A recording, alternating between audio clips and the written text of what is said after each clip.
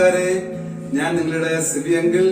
ഈ കഴിഞ്ഞ നാളുകളിലൊക്കെ പ്രത്യേകിച്ച് നമുക്ക് ഈ ലോക്ക്ഡൌൺ കാലയളവിൽ സാറിന്റെ യൂട്യൂബ് ചാനലിൽ കൂടെ നിങ്ങൾ ദൈവത്തിന്റെ വചനം നിങ്ങൾ കേൾക്കുന്നുണ്ടായിരുന്നു. ഞാൻ നിങ്ങളെ ഓർത്തുകൊണ്ട് ദൈവത്തെ സ്തുതിക്കുന്നു. പ്രത്യേകിച്ച് ഗുഡ് ന്യൂസ് ക്ലാസ്സിലെ കുട്ടികളൊക്കെ ഇത് ഒത്തിരി കേട്ടുവെന്ന് ഞങ്ങൾക്ക് മനസ്സിലാക്കുവാൻ സാധിച്ചു. ദൈവം നിങ്ങളെ അനുഗ്രഹിക്കട്ടെ. ഇന്നു മുതൽ നമ്മൾ വീണ്ടും ഒരു പ്രത്യേക പഠനത്തിലേക്ക് പ്രവേശിക്കുകയാണ്. അതിന് നമുക്ക് നേതൃത്വം നൽകുന്നത് നമ്മുടെ സിന്ധു ആന്റിയാണ്. സിന്ധു ആന്റി നിങ്ങൾക്ക് എല്ലാവർക്കും അറിയാമല്ലോ. സിന്ധു ആന്റി ഇപ്പൊ നിങ്ങൾക്ക് അതിനുള്ളതായ തുടർന്നുള്ള സെക്ഷൻ നിങ്ങളെ നയിക്കും. ദൈവം നിങ്ങളെ അനുഗ്രഹിക്കട്ടെ. എല്ലാവരും ശ്രദ്ധയോടെ മിടുക്കരായിട്ട് ഈ കാര്യങ്ങളൊക്കെ കേൾക്കണം. ഹായ് കൂട്ടുകാരെ, നിങ്ങൾക്ക് എല്ലാവർക്കും യേശു കർത്താവിന്റെ നാമത്തിലുള്ള സ്നേഹവന്ദനത്തെ ആന്റി അറിയിക്കുകയാണ്. എല്ലാ കൂട്ടുകാരും മിടുക്കരായിട്ട് ഇരിക്കുന്നു എന്ന് ഞാൻ വിശ്വസിക്കുകയാണ്. ഞങ്ങൾ ഇപ്പോൾ ഇന്നത്തെ ക്ലാസ്സിന്റെ ആരംഭമായിട്ട് ഒരു പാട്ട് നിങ്ങളെ പാടി കേൾപ്പിക്കാനായിട്ട് ആഗ്രഹിക്കുന്നു. എന്നെ സഹായിക്കാൻ ശരിയങ്ങളും ഉണ്ട്. ഞങ്ങൾ ഒരുമിച്ച് ആ പാട്ട് പാടും. നിങ്ങൾ ആ പാട്ട് അറിയുന്ന കൂട്ടുകാർ ഇതിന്റെ മധ്യത്തിലുണ്ട്. ആ പാട്ട് നിങ്ങളൊന്ന് ഞങ്ങളുടെ കൂട്ടത്തിൽ പാടാൻ പറ്റുമെങ്കിൽ പാടണം. മാത്രമല്ല അതൊന്ന് പഠിക്കാനായിട്ടും കൂടെ ശ്രമിക്കണം. ഓക്കെ, പാട്ട് കേൾക്കാം നമുക്ക്. Jesus loves me, this I know, for the Bible tells me so. Little ones to Him belong, they are weak but He is strong. Yes, Jesus loves me, yes, Jesus loves me, yes, Jesus loves me, the Bible tells me so. Jesus loves me, this I know, for the Bible tells me so. Little ones to Him belong, they are weak but He is strong. Yes, Jesus loves me, yes, Jesus loves me, yes, Jesus loves me, the Bible tells me so. എനിക്ക് എപ്പോഴും ഒരു സന്തോഷം നൽകുന്ന ഒരു പാട്ടായിരുന്നു. ഞാൻ എപ്പോഴും ഇങ്ങനെ നടക്കുന്ന സമയത്തൊക്കെ ഈ പാട്ട് പാടിക്കൊണ്ടിരിക്കും. കാരണം നമ്മളെല്ലാവരും വീക്ക് അല്ലേ, പക്ഷെ ശക്തിയുള്ള യേശു കർത്താവ്, ശക്തനാക്കുന്ന യേശു കർത്താവ് നമ്മുടെ കൂടെ ഉണ്ട്. അതുകൊണ്ട് നമുക്ക് ഭാരപ്പെടേണ്ട ആവശ്യമില്ല. വേദപുസ്തകത്തിൽ ഒരു വാക്യം യേശു കർത്താവിന്റെ സ്നേഹത്തെ കുറിച്ച് പറയുന്ന മനോഹരമായിട്ടുള്ള ഒരു വാക്യം ആന്റി വായിക്കാനായിട്ട് പോവുക.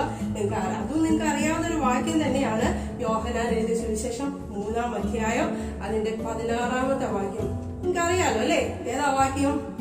തന്റെ ഏകജാതനായ പുത്രനിൽ വിശ്വസിക്കുന്ന ഏവനും നശിച്ചു പോകാതെ നിത്യജീവൻ പ്രാപിക്കേണ്ടതിനെ ദൈവം അവനെ നൽകുവാൻ തക്കവണ്ണം ലോകത്തെ സ്നേഹിച്ചു. നമ്മളെപ്പോഴും പറയുന്ന വാക്യ, സൺഡേ സ്കൂളിലായാലും അല്ലെങ്കിൽ നമ്മൾ പ്രാർത്ഥിക്കുന്ന സമയത്തൊക്കെ എപ്പോഴും പറയുന്ന ഒരു വാക്യ. പക്ഷേ അതിനകത്ത് വളരെ കാര്യമായിട്ടുള്ള ഒരു അർത്ഥമുണ്ട് അല്ലേ? യേശു കർത്താവ് നമ്മളെ എന്തിനാ സ്നേഹിച്ചത്? ദൈവം നമ്മളെ എന്തിനാ ഈ ലോകത്തിലേക്ക് സൃഷ്ടിച്ചാക്കിയിരിക്കുന്നത്? ദൈവം എന്തിനാ നമ്മളെ അധികമായിട്ട് സ്നേഹിച്ചു എന്നാ പറയുന്നത്? എന്തിനാ സ്നേഹിച്ചത്? നമ്മളെയൊക്കെ രക്ഷിക്കാനായിട്ടല്ലേ, നമ്മളെയൊക്കെ രക്ഷപ്പെടുത്താനാണ് യേശു കർത്താവ് ആഗ്രഹിക്കുന്നത്. അതാ യേശു കർത്താവിന്റെ സ്നേഹം. തീർച്ചയായിട്ടും ആ വാക്യം നമ്മൾ പറയുന്ന സമയത്തെല്ലാം ഈ കാര്യം നമ്മൾ ഓർമ്മ വരണം. എന്റെ ദൈവത്തിന്റെ സ്നേഹം, യേശു കർത്താവിലൂടെ നമുക്ക് നൽകിയ സ്നേഹം, നിങ്ങൾ അത് മറന്നു പോവാനായിട്ട് പാടില്ല. കാരണം ഈ ദിവസങ്ങളിലെല്ലാം നിങ്ങളെ ഒരു നല്ല മനോഹരമായിട്ടുള്ള ഒരു സ്റ്റോറി നിങ്ങൾക്ക് പറഞ്ഞു തരണം എന്നുള്ള ആഗ്രഹത്തോടു കൂടി ഇങ്ങനെ ചിന്തിച്ചപ്പോൾ എനിക്ക് നല്ലൊരു കഥ കിട്ടി. എന്നാൽ ആ സമയത്ത് ആ കഥയുടെ ആരംഭഭാഗം വായിച്ച സമയത്ത് എന്റെ മനസ്സിലൂടെ കടന്നു വന്ന ഒരു ചിന്ത അത് മറ്റൊന്നല്ല. നിങ്ങള് ഈ മൺചട്ടിയൊക്കെ കണ്ടിട്ടുണ്ടല്ലേ? മനോഹരമായിട്ടുള്ള മണ്ണ് കൊണ്ടുണ്ടാക്കുന്ന പാത്രം അല്ലെ, നമ്മള് വീടുകളിലുണ്ട്. അതോടൊപ്പം തന്നെ നമ്മള് ഈ പൂച്ചട്ടിയൊക്കെ മേടിക്കാനായിട്ട് പോകുന്ന സമയത്തൊക്കെ നമ്മൾ കാണാനായിട്ട് സാധിച്ചിട്ടുണ്ട്. അപ്പൊ നമ്മളിങ്ങനെ മനോഹരമായുള്ള പാത്രമൊക്കെ കാണുന്ന സമയത്ത് കണ്ടോ, ആന്റിയുടെ കയ്യിൽ ഒരു പാത്രം ഇരിക്കുന്നുണ്ട്, നല്ല ഭംഗിയുണ്ട് അല്ലെ കാണാനായിട്ട്. പലപ്പോഴും നമ്മൾ ആ പാത്രം എന്താ പറയുക, പൂവൊക്കെ വെക്കാനായിട്ട് നമ്മൾ അങ്ങനെയുള്ള പാത്രങ്ങളൊക്കെ സെലക്ട് ചെയ്യും. നമ്മൾ ഷോക്കേസിലൊക്കെ വെക്കാനായിട്ട്, അല്ലെങ്കിൽ നമ്മൾ ചെടി വെക്കാനായിട്ട് സെലക്ട് ചെയ്യും, അല്ലെങ്കിൽ വീട്ടിൽ എന്തെങ്കിലും കാര്യങ്ങളൊക്കെ ചെയ്യാനായിട്ട് ഇതുപോലെ മൺചട്ടികളൊക്കെ ഉപയോഗിക്കും. അപ്പൊ മൺചട്ടി മേടിക്കാനായിട്ട് പോകുന്ന സമയത്ത് നിങ്ങളുടെ മാതാപിതാക്കൾ ശ്രദ്ധിച്ചാണ് നിങ്ങൾ ഓട്ടയുണ്ടോ വല്ല വിള്ളലുണ്ടോ എന്നൊക്കെ ശ്രദ്ധിക്കും. എന്തുകൊണ്ടാ? അങ്ങനെ വിള്ളലൊക്കെ ഉള്ള സംഗതി പിന്നെ നമുക്ക് ഉപയോഗപ്പെടുത്താനായിട്ട് സാധിക്കത്തില്ല. അതിന്റെ ഇടയിൽ അങ്ങനെ ഒരു വിള്ളലുള്ള ഒരു പാത്രമുണ്ട് കണ്ടോ നിങ്ങള് അല്ലെ? വിള്ളലുള്ള പാത്രം നമുക്ക് പ്രയോജനമില്ല. എന്തെങ്കിലും ഒരു പൊട്ടലൊക്കെ വന്നു കഴിഞ്ഞാൽ നമ്മൾ അതെടുത്ത് മാറ്റി വയ്ക്കും.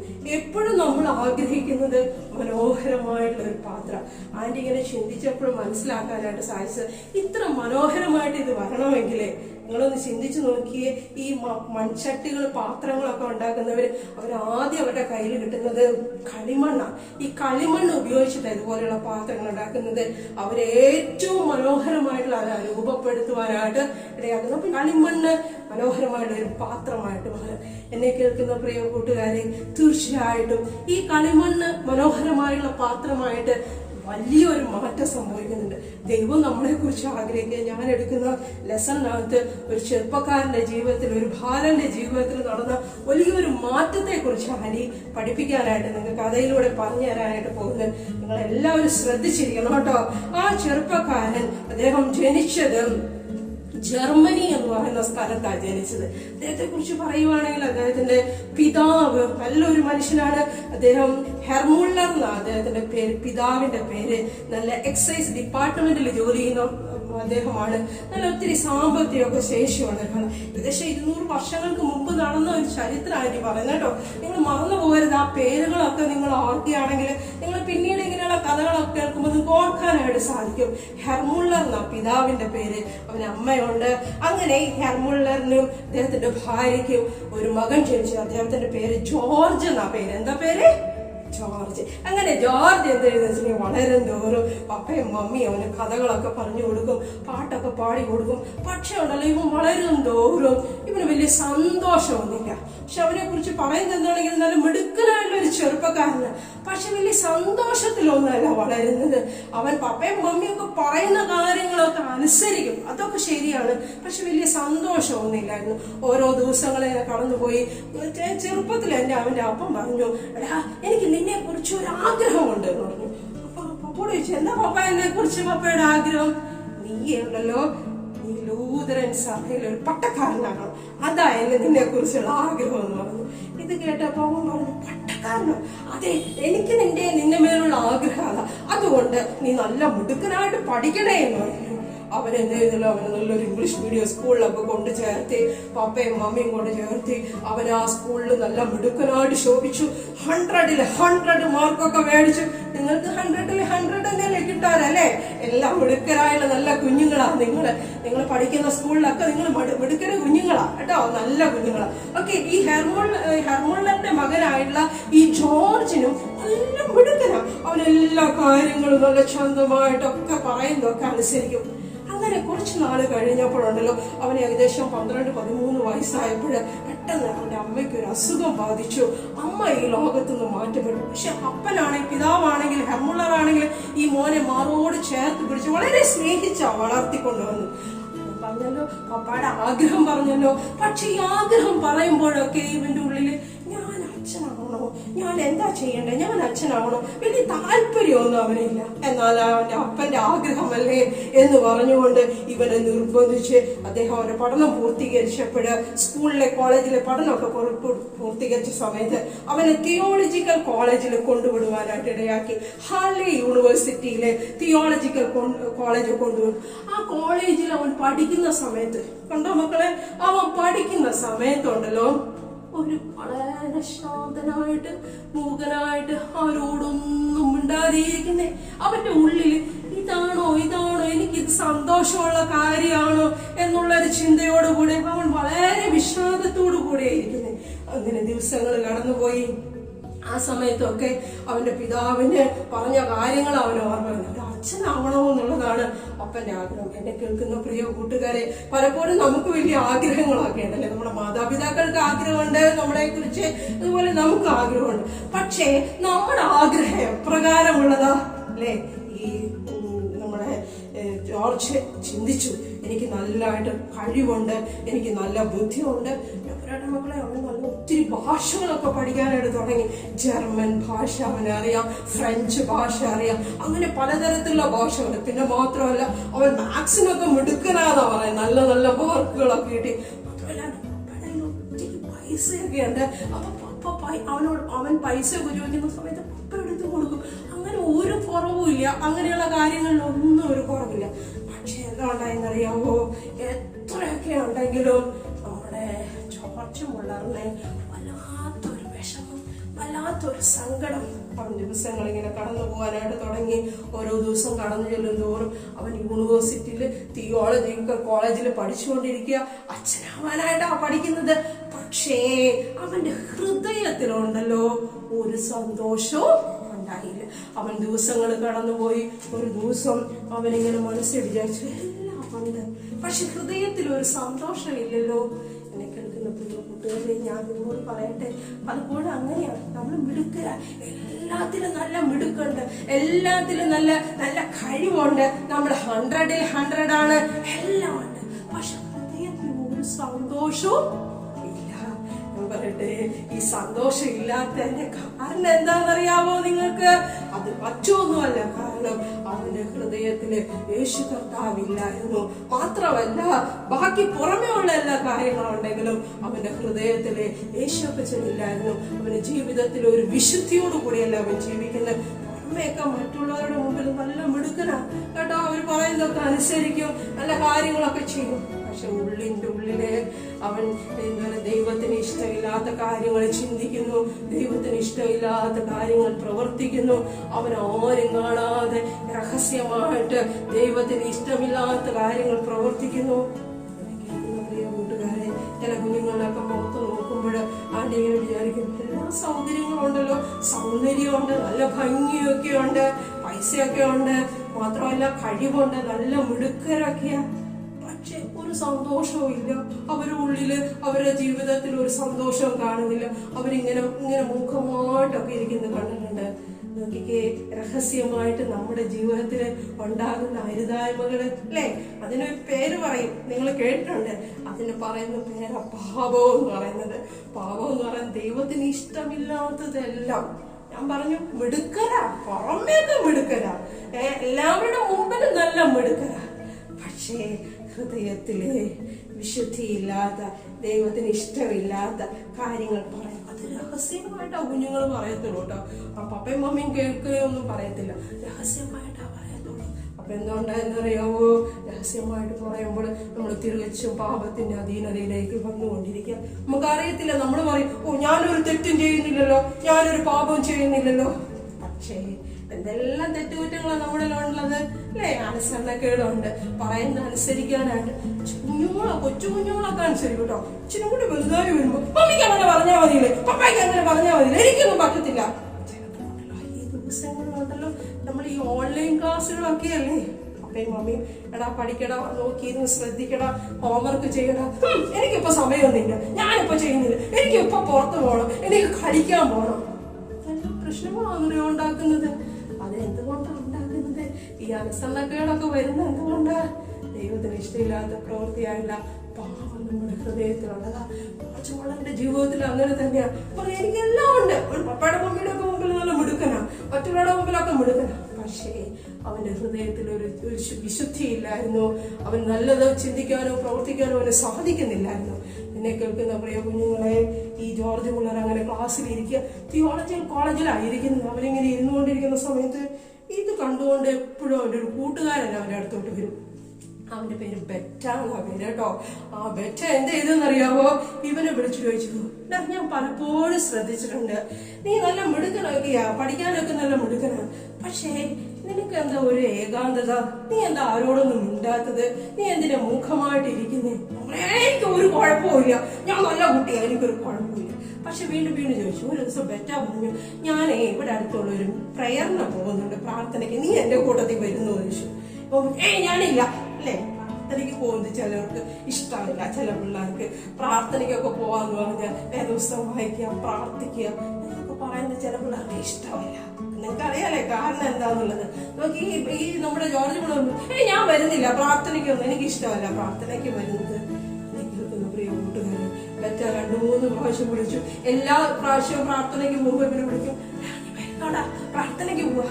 3-ാമത്തെ ദിവസമായപ്പോ ഈ ബെറ്റ പറഞ്ഞു, ഓക്കെ ഞാൻ വരാം, പ്രാർത്ഥനയ്ക്ക് വരാം എന്നുള്ളത് അവൻ വളരെ സന്തോഷത്തോടുകൂടെ അവനോട് കൂടെ പോകാനായിട്ട് ഇടയായിത്തീർന്നു. അവിടെ ചെന്നപ്പോഴുണ്ടല്ലോ, പ്രാർത്ഥനയ്ക്ക് പോകുന്ന സമയത്ത് അവന് കണ്ട കാഴ്ചകളൊക്കെ ആ വലിയ സന്തോഷത്തോടു കൂടി അവൻ പ്രാർത്ഥനയ്ക്ക് പോയത്.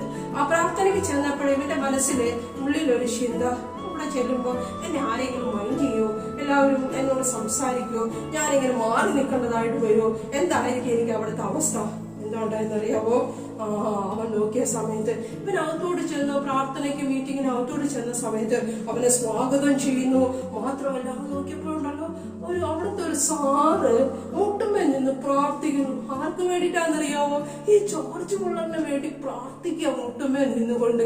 ഈ ജോർജ് മുള്ളർ അത് കേട്ടുകൊണ്ട് അകത്തോട് ചെല്ലുന്നു. അപ്പൊ വിചാരിച്ചേ, എനിക്ക് വേണ്ടി മുട്ടുമേ നിന്ന് പ്രാർത്ഥിക്കുക. ഞാൻ ആദ്യമായിട്ടാണല്ലോ പ്രാർത്ഥിക്കുന്നുണ്ട്, പക്ഷെ ഇങ്ങനെ മുട്ടുമേ നിന്നൊന്നും ഞാൻ പ്രാർത്ഥിക്കാറില്ലല്ലോ. ഞാനിങ്ങനെ കണ്ണടച്ചൊന്നും പ്രാർത്ഥിക്കാറില്ലല്ലോ. ചില പിള്ളേരെ പ്രാർത്ഥിക്കാന്ന് പറഞ്ഞാൽ കണ്ണു തുറന്നിരിക്കും. നമ്മളങ്ങനെയാണോ അല്ലേ? ഈ ജോർജ് മുള്ളർ നോക്കിയ സമയത്ത് മുട്ടുമേൽ നിന്നുകൊണ്ട് അവിടുത്തെ സാറ് ഇവന് വേണ്ടി പ്രാർത്ഥിച്ചുകൊണ്ടിരിക്കുക. ജോർജ് മുള്ളർ ആദ്യമായിട്ട് കാണുന്ന പോലെ വളരെ ആകാംക്ഷയോടെ നോക്കിയിരുന്നു. എന്താ പ്രാർത്ഥിക്കുന്നേ? ജോർജ് മുള്ളറിനെ അനുഗ്രഹിച്ചുകൊണ്ടാ പ്രാർത്ഥിക്കുന്നത്. അവന് വലിയ സന്തോഷമായി. അവന് ആ ക്ലാസ്സുകളൊക്കെ അവിടെ ഇരുന്ന് കേൾക്കുവാനായിട്ട് ആ പ്രയറിലൊക്കെ അറ്റൻഡ് ചെയ്തു. അതിനുശേഷം അവൻ ആ ക്ലാസ് കേട്ടു. അവൻ എന്ത് ചെയ്തു എന്നറിയോ മക്കളെ?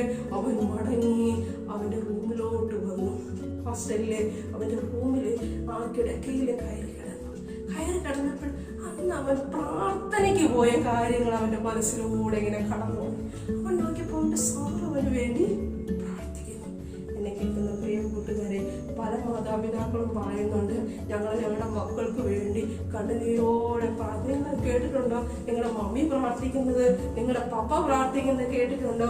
അവരെ ഒറ്റ ഒരു ആഗ്രഹമുള്ളൂ, നിങ്ങൾ യേശുപ്പച്ചന്റെ കുഞ്ഞുങ്ങളായിട്ട് വളരണോ എന്നുള്ളത്, നല്ല മിടുക്കരായിട്ട് ശോഭിക്കണോ എന്നുള്ളത് അവരെ വലിയ ആഗ്രഹം. അതിനു വേണ്ടിയിട്ടാണ് യേശു അവര് നിങ്ങൾക്ക് വേണ്ടി പ്രാർത്ഥിക്കുന്നത്. കണ്ടോ? മുള്ളറിന്റെ ഹൃദയത്തിൽ കൂടെ പല ചിന്തകൾ കടന്നുപോയി. അന്നവിടെ പ്രാർത്ഥനയിൽ കേട്ട കാര്യങ്ങൾ അവന്റെ മനസ്സിലൂടെ കടന്നുപോയി. ഞാൻ പറയട്ടെ മക്കളെ, അവൻ ഈ തിയോളജിക്കൽ കോളേജിൽ പഠിക്കുന്ന സമയത്തൊക്കെ യേശുവിനെ കുറിച്ചൊക്കെ അവൻ ധാരാളം കേട്ടിട്ടുണ്ട്. അവനറിയാം യേശു കർത്താവ് ഈ ലോകത്തിലേക്ക് വന്നത് തന്റെ പാപത്തിൽ നിന്ന് തന്നെ രക്ഷിക്കാനാന്നുള്ളതൊക്കെ അറിയാം. പക്ഷെ എല്ലാം അറിയാം, പക്ഷെ അവന് ഹൃദയത്തിൽ അതില്ലായിരുന്നു. എല്ലാം അവനറിയാം. അവരോട് വാക്യം ചോദിച്ചാൽ വാക്യം പറയും, പരീക്ഷ എഴുതാൻ പറഞ്ഞ പരീക്ഷ എഴുതും, 100 മേടിക്കാൻ പറഞ്ഞ 100 മേടിക്കും. പക്ഷേ ഇതൊന്നും അവന്റെ ഉള്ളിലില്ലായിരുന്നു, അവന്റെ ഹൃദയത്തിൽ അതില്ലായിരുന്നു. എന്നെ കേൾക്കുന്ന കുഞ്ഞുങ്ങളെ ഞാൻ പറയട്ടെ, നമ്മളെ കാണുന്നതാരാന്നറിയാവോ? യേശു കർത്താവ് പുറമേയുള്ള കാര്യങ്ങൾ മാത്രമല്ല യേശു കർത്താവ് നോക്കുന്നത്, അകമേയുള്ള കാര്യങ്ങൾ യേശു കർത്താവ് നോക്കുന്നുണ്ട്. നമ്മള് മമ്മിയും പപ്പയൊക്കെ കാണാൻ, നമ്മുടെ സ്കൂൾ ടീച്ചർ കാണാൻ, അല്ലെങ്കിൽ നമ്മുടെ പള്ളിയിലെ അച്ഛൻ കാണാനൊക്കെ നമ്മൾ നല്ല മിടുക്കരാണ്. പക്ഷെ നമ്മുടെ ഉള്ളിന്റെ ഉള്ളില് യേശു കർത്താവുണ്ടോ? നമ്മുടെ ജോർജ് മുള്ളറിന് മനസ്സിലായി, ഞാൻ പുറമെ കുറെ കാര്യങ്ങളൊക്കെ ചെയ്യുന്നുണ്ട്, പക്ഷെ എന്റെ ഹൃദയത്തില് യേശു കർത്താവില്ല. അവൻ ആ കിടക്കയിൽ നിന്ന് എഴുന്നേറ്റു. അവന്റെ ആദ്യമായിട്ട് അവൻ ചെയ്യുന്നേ, അവനാരും കാണാതെ അവന്റെ ആ കിടക്കയിൽ എടുത്ത് മുട്ടുകുത്തി യേശുവേ, നീ എന്നെ സ്നേഹിക്കുന്ന ദൈവമാണ്, എനിക്കത് മനസ്സിലായി. അതുകൊണ്ടാണല്ലോ തന്റെ ഏകജാതനായ പുത്രനെ ഈ ലോകത്തിലേക്ക് അയച്ചത്. എന്നെ കേൾക്കുന്ന പ്രിയ കൂട്ടുകാരെ, നമ്മൾ പലപ്പോഴും കേട്ടിട്ടുണ്ട് യേശു കർത്താവ് കാൽവരി ക്രൂശിന്മേൽ 3 ആണിമേല് തറയ്ക്കപ്പെട്ടു.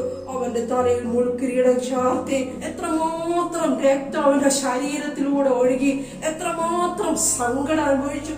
ഒരു തെറ്റും ചെയ്യാത്ത, ഒരു പാപവും ചെയ്യാത്ത യേശു കർത്താവ് എത്രമാത്രം വേദന സഹിച്ചു അല്ലേ? എത്ര വേദന സഹിച്ച്.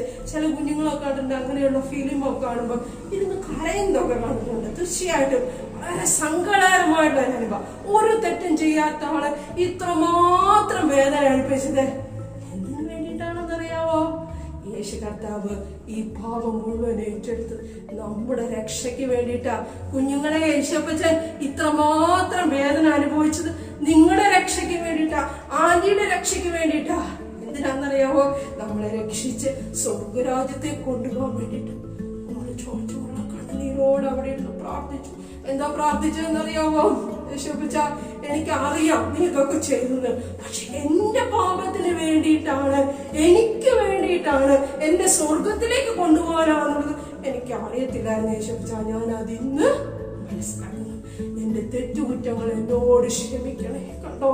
കണ്ണുനീരോടെ ജോർജ് മുള്ളർ പ്രാർത്ഥിച്ചു. മിടുക്കന. പക്ഷേ ഹൃദയത്തിലെ ഉള്ളിന്റെ ഉള്ളിലെ യേശുവിനോട് സ്നേഹം ഇല്ലായിരുന്നു. കേട്ടോ കുഞ്ഞുങ്ങളെ, യേശുപ്പച്ചനോടുള്ള സ്നേഹം ഇല്ലായിരുന്നു. നമ്മുടെ ജോർജുള്ള മനസ്സിലാക്കി അവനങ്ങനെ ഇരുന്ന് പ്രാർത്ഥിക്കുക, യേശുപ്പച്ച എന്റെ തെറ്റുകുറ്റങ്ങൾ എന്നോട് ക്ഷമിക്കണേ, ഞാൻ എല്ലാം നല്ലതായിട്ട് അറിയും, പക്ഷെ എന്റെ ഹൃദയത്തിൽ യേശു ഇല്ലായിരുന്നു, എന്നോട് നീ ക്ഷമിക്കണേ, എന്റെ തെറ്റുകുറ്റങ്ങൾ ഞാൻ ഏറ്റുപറയാം. യേശു കർത്താവ് എനിക്ക് വേണ്ടി മരിച്ചു, അടക്കപ്പെട്ടു, ഉയർത്തെഴുന്നേറ്റ് ഇന്നും ജീവിക്കുന്നെന്ന് ഞാൻ വിശ്വസിക്കുന്നു. യേശുവേ, നീ എൻ്റെ ഹൃദയത്തിലേക്ക് കടന്നു വരണമേ. അങ്ങനെ പ്രാർത്ഥിച്ചു. യേശുപ്പച്ചന്റെ വലിയ കൃപയാൽ എന്തുണ്ടായെന്നറിയാവോ? ആ ജോർജ് മുള്ളർ ആ കിടക്കയുടെ അരികിൽ നിന്ന് എഴുന്നേറ്റ് നിന്നപ്പോൾ അവന്റെ ഹൃദയത്തിൽ വലിയൊരു സന്തോഷം, ഒരു വലിയ സമാധാനം, ഇത്രയും നാൾ അവന് കിട്ടാത്ത ഒരു വലിയൊരു സന്തോഷം. നിങ്ങൾക്ക് അത് കിട്ടിയിട്ടുണ്ടോ? ടീച്ചർക്ക് അത് കിട്ടിയിട്ടുണ്ട്, നിങ്ങൾക്ക് അത് കിട്ടിയിട്ടുണ്ടോ? എല്ലാവരും BBS പോകുന്നു, ക്യാമ്പിന് പോകുന്നു, ക്ലാസ് പങ്കെടുക്കുന്നു, പക്ഷെ കുറച്ച് ദിവസത്തേക്ക് മാത്രം. അത് കഴിഞ്ഞ പഴയ പോലെ തന്നെ ജീവിക്കും. ഞാൻ ചോദിക്കട്ടെ, നിങ്ങൾക്ക് അത് കിട്ടിയിട്ടുണ്ടോ? ആ സന്തോഷം നിങ്ങൾക്ക് കിട്ടിയിട്ടുണ്ടോ? യേശുപ്പച്ചന്റെ കുഞ്ഞായിട്ട് ജീവിക്കുന്ന സന്തോഷം നിങ്ങൾക്ക് കിട്ടിയിട്ടുണ്ടോ? ഇല്ല എങ്കിൽ നമ്മൾക്കുള്ള ഒരു സമയമായിട്ടത് എന്താണെന്നറിയാവോ? ഞാൻ നേരത്തെ പറഞ്ഞ പോലെ നമ്മളെല്ലാം പാത്രങ്ങളല്ലേ. നമ്മൾ യേശു കർത്താവ് നമ്മളെ കുറിച്ച് ആഗ്രഹിക്കുന്നത് ഇങ്ങനെ ചീത്തയായിട്ട് പോവാനല്ല, പാത്രം തന്നെയാണ്, പക്ഷെ ഒരു പ്രയോജനമില്ലാത്ത ഒരു പാത്രമായിട്ട് തീരാനല്ല യേശു കർത്താവ് നമ്മളെ കുറിച്ച് ആഗ്രഹിക്കുന്നത്. യേശുപ്പച്ചൻ ആഗ്രഹിക്കുന്നത് മനോഹരമായ ഒരു പാത്രമായി തീരാനാ, പ്രയോജനമുള്ള ഒരു പാത്രമായി തീരാനാ, മിടുക്കനായിട്ട് ഉപയോഗപ്രദമായിട്ട് ഒരു പാത്രമായി തീരാനാ ആഗ്രഹിക്കുന്നത്. അതിനെ ജോർജ് മുള്ളർ ചെയ്തെന്തെന്നറിയാവോ? അവനെ തന്നെ യേശുപ്പച്ചന്റെ കൈകളിലേക്ക് സമർപ്പിച്ചു. വിഷമന്റെ കയ്യിലെ കളിമണ്ണ് പോലെ മനോഹരമായിട്ട് രൂപപ്പെടുത്തും. അതിന് നമ്മൾ ചെയ്യേണ്ടത് എന്താണെന്നറിയാവോ? യേശുപ്പച്ച, ഞാൻ എന്നെ നിന്റെ കൈകളിലേക്ക് സമർപ്പിക്കുന്നു, അങ്ങയുടെ പൈതലായിട്ട് ജീവിക്കുവാനായിട്ട് എന്നെ സഹായിക്കണേ. എന്നെ കേൾക്കുന്ന കൂട്ടുകാർ ഈ ദിവസങ്ങളിൽ ആരൊക്കെ ഈ സ്റ്റോറി കേൾക്കുന്നുവോ അവരോട് പറയാം, ജോർജ് മുള്ളറിനെ പോലെ ഞാൻ എൻ്റെ ജീവിതത്തിൽ ഞാൻ മിടുക്കനാണെന്നാണ് വിചാരിച്ചത്, പക്ഷേ യേശു കർത്താവിൻ്റെ ഹൃദയത്തിലില്ലായിരുന്നു. യേശുപ്പച്ച, ഞാൻ പ്രാർത്ഥിക്കുന്നു, എൻ്റെ ഹൃദയത്തിലേക്ക് യേശുപ്പച്ചൻ കടന്നു വരണമേ. ആന്റിയുടെ കൂടെ പ്രാർത്ഥിക്കാവോ? കണ്ണുകൾ അടച്ചൊന്ന് പ്രാർത്ഥിക്കാവോ? ഓക്കെ, നിങ്ങൾ എവിടെയായിരുന്നാലും ഏത് സാഹചര്യത്തിലായിരുന്നാലും നമ്മൾ മറ്റുള്ളവർ കാണണമെന്നൊന്നുമില്ല, നമ്മുടെ മുറിക്കകത്ത് കയറി മുട്ടുമേൽ നിന്നുകൊണ്ട് യേശുപ്പച്ചനോടൊന്ന് പ്രാർത്ഥിച്ച്, യേശുപ്പച്ച എന്റെ പാപങ്ങളെ ഞാൻ ഏറ്റു പറയുന്നു, യേശു കർത്താവ് എനിക്ക് വേണ്ടി മരിച്ചു, അടക്കപ്പെട്ടു, ഉയർത്തെഴുന്നേറ്റ് ഇന്നും ജീവിക്കുന്നെന്ന് ഞാൻ വിശ്വസിക്കുന്നു. യേശുപ്പച്ച, എന്റെ ഹൃദയത്തിലേക്ക് നീ കടന്നു വരണമേ, എന്നൊരു പുതിയ വ്യക്തിയാക്കി തീരണമേ. പ്രാർത്ഥിക്കാൻ നമുക്ക് നിങ്ങൾക്ക് വേണ്ടി പ്രാർത്ഥിക്കാനായിട്ട് പോവാം. നിങ്ങൾ വിശ്വാസത്തോടെ പ്രാർത്ഥിക്കുമെങ്കിൽ തീർച്ചയായിട്ടും ജോർജ് മുള്ളറിന്റെ ജീവിതത്തിൽ വന്നുള്ള വലിയ മാറ്റം നിങ്ങളുടെ ജീവിതത്തിൽ ഉണ്ടാകും. നമുക്ക് പ്രാർത്ഥിക്കാം. ഞങ്ങളെ സ്നേഹിക്കുന്ന ഞങ്ങളുടെ സ്വർഗീയ പിതാവേ, ഞങ്ങൾ കേട്ടതുപോലെ ജോർജ് മുള്ളറിന്റെ ജീവിതത്തിൽ കൊടുത്തൊരു ഒരു രൂപാന്തരം, ഒരു മാറ്റം, ഒരു വലിയൊരു വ്യത്യാസം അവന്റെ ജീവിതത്തിൽ കൊടുത്തതുപോലെ ഞങ്ങളുടെ ഹൃദയത്തിൽ നീ തരണം, ഞങ്ങളുടെ ജീവിതത്തിൽ തരണം കർത്താവേ. യേശുപ്പച്ച, എന്നെ തന്നെ നിന്റെ കരങ്ങളിലേക്ക് സമർപ്പിക്കുന്ന കർത്താവേ. ദൈവമേ, ഈ പ്രാർത്ഥിക്കുന്ന എല്ലാ കുഞ്ഞുങ്ങളെ ഓർത്ത് പ്രാർത്ഥിക്കുക.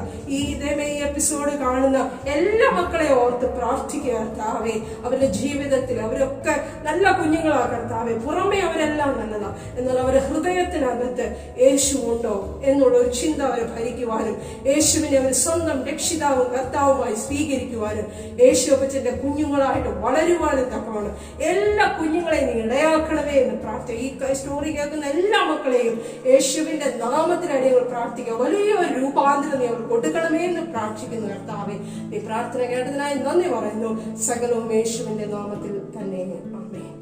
ഓക്കെ കൂട്ടുകാരെ, നമ്മൾ ഇന്നത്തെ കൊണ്ട് സ്റ്റോറി തീരത്തില്ല കേട്ടോ. ജോർജ് മുള്ളറിന് എന്ത് സംഭവിച്ചെന്നുള്ളത് നമ്മൾ അടുത്ത ക്ലാസ്സിലെ നമ്മൾ പാഠങ്ങൾ ബാക്കി പഠിക്കുന്നതായിരിക്കും. Okay, by. ദൈവം നിങ്ങളെ അനുഗ്രഹിക്കട്ടെ. ദൈവത്തിന്റെ കുഞ്ഞുങ്ങളായിട്ട് മുന്നേറുവാൻ ദൈവം നിങ്ങളെ സഹായിക്കട്ടെ.